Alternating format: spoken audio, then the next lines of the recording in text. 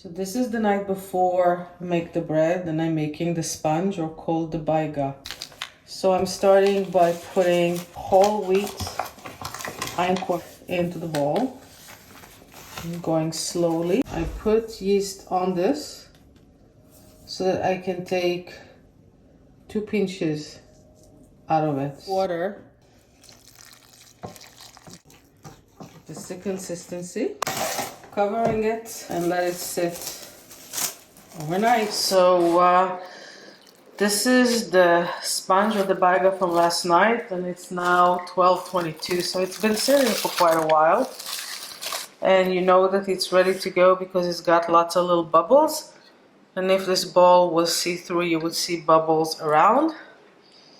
When I smell it, it smells sourish, yeasty, not quite like regular yeast, but not quite like sourdough. So now what we're going to do is, according to the recipe, we're going to put everything in the mixer. So in order for us to make this recipe, we're using 3 flours.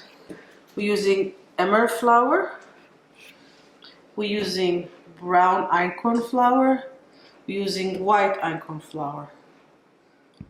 Now I'm putting the flour into the mixer.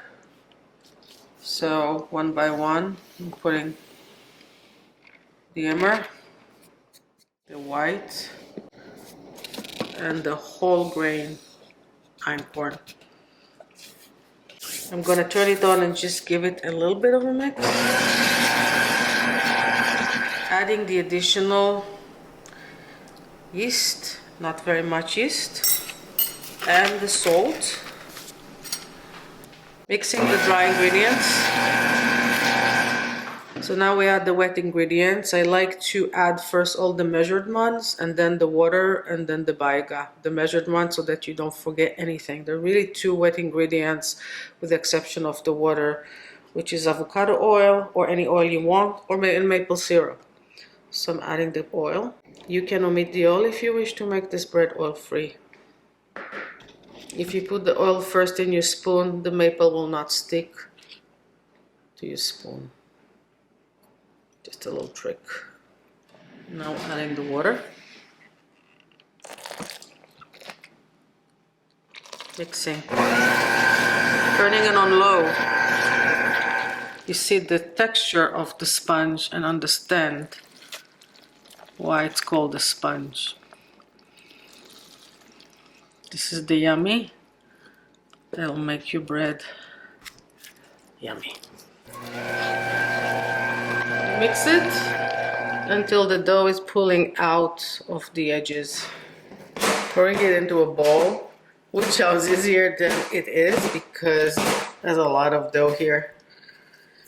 Now we're gonna let the dough rest for 3-4 hours.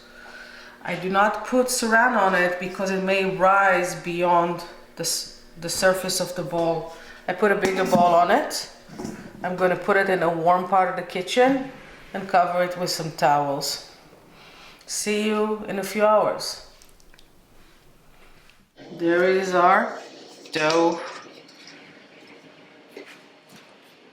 It's really expanded a lot. So now, before we put the bread in the loaf pan, I'm going to slightly oil it. Don't really have to in these kinds of pans, but sometimes those ancient flours doughs are a little stickier than our gluten-hardy ones. In order for me to handle the sticky dough, I'm weighing my hands. I'm weighing my hands and I'm connecting with the dough.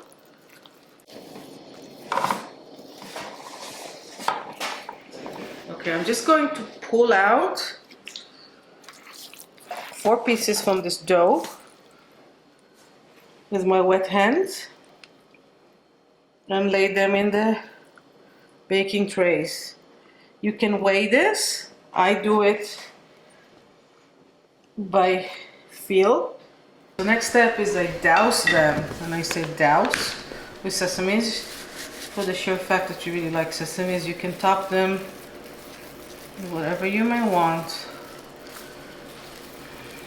I'm gonna move those 4 trays, 4 loaves, into this corner where I let things rise. You don't want to interrupt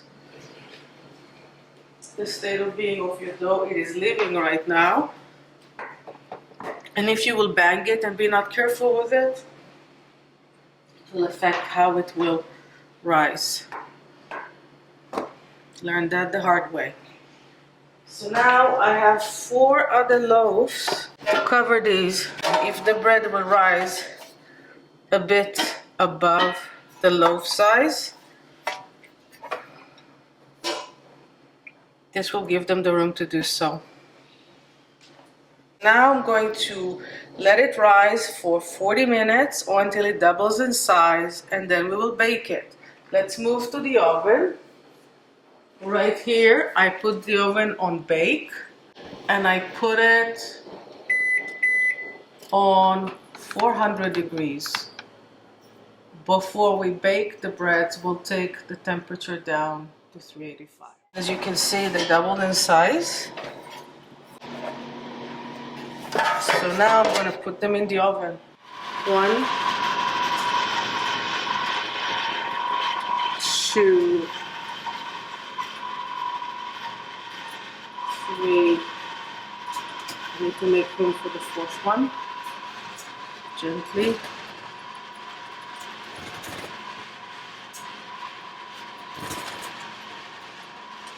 And the 4th one also.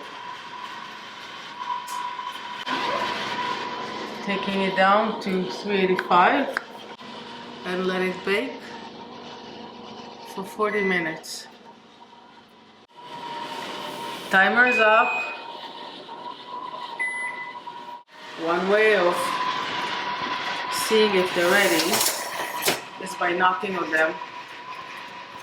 And if they sound hollow, which they are, they're ready. Taking them out one by one, putting them on this counter.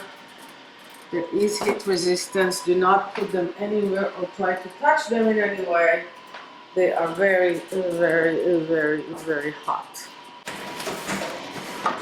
You have to get them out of the tin quickly so that they don't steam inside the tin as it gets colder. When you look at the side, you can see how much they rose from where they were. So now let's slice it, and so you can see how it looks like from the inside.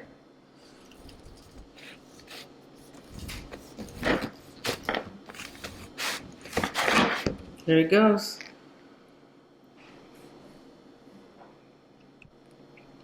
You can toast it, you can roast it, you can definitely enjoy it.